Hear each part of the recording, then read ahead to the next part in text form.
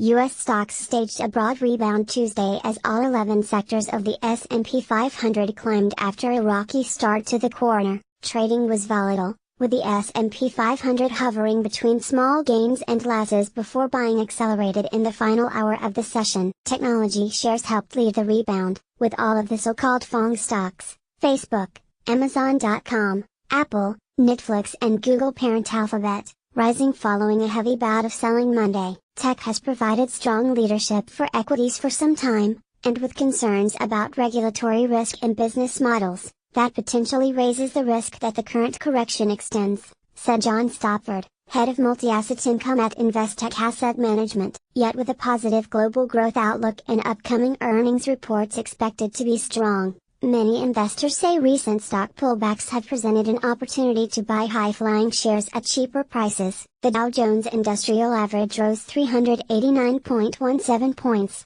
or 1.6%, to 24,033.36, recouping some losses after falling nearly 2% Monday. All components of the blue-chip index rose, with the exception of international business machines. The S&P 500 added 32.57 points, or 1.3%, to 2,614.45, and the tech-heavy Nasdaq Composite climbed 71.16 points, or 1%, to 6,941.28. Tuesday's gains were helped by the energy, healthcare and materials sectors, all of which rose more than the border index. The S&P 500 energy sector jumped 2.1% as U.S. crude oil rose 0.8% to $63.51 a barrel. Among the FANG stocks, Facebook rose 72 cents, or 0.5%, to $156.11. While Netflix added 3.38,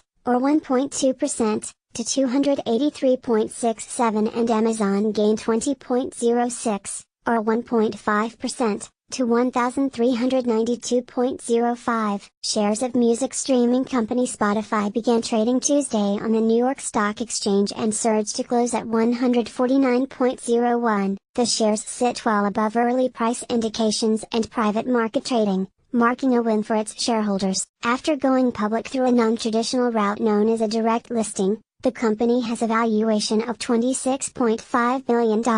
Monday's selling may have been exacerbated by relatively low trading volumes, as well as an overreaction to data showing U.S. factory activity slowing from the prior month, said Phil Orlando, chief equity strategist at Federated Investors.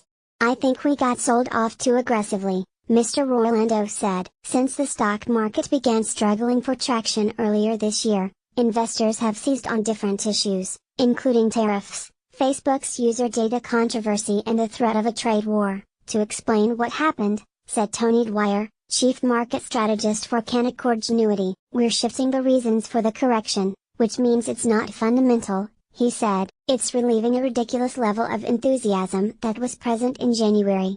The prospect of a trade war between the U.S. and China has also added to the cautious tone in recent sessions, investors and analysts said. China announced tariffs Sunday of as much as 25% on American pork and 8 other kinds of goods, as well as 15% tariffs on fruit and 120 types of commodities. The retaliatory tariffs announced by China, though small as a proportion of U.S. exports, may yet have a bigger impact on economic growth by hitting market confidence and delaying investment decisions, Moody's Investors Service said in a report. "It's almost like a whack-a-mole game of risk, this revolving door of issues popping up regularly that in aggregate are dampening risk sentiment," said Katie Nixon, Chief Investment Officer at Northern Trust Wealth Management. "The longer this choppy trading continues, the less by the dip mentality the market will see," she added, although she expects strong earnings growth will continue to power stocks higher this year. Outside the U.S., the Stoxx Europe 600 closed down 0.5%, echoing a mostly downbeat session in Japan and China. Japan's Nikkei stock average fell 0.5% with tech exporters leading the declines. The Shanghai Composite dropped 0.8%.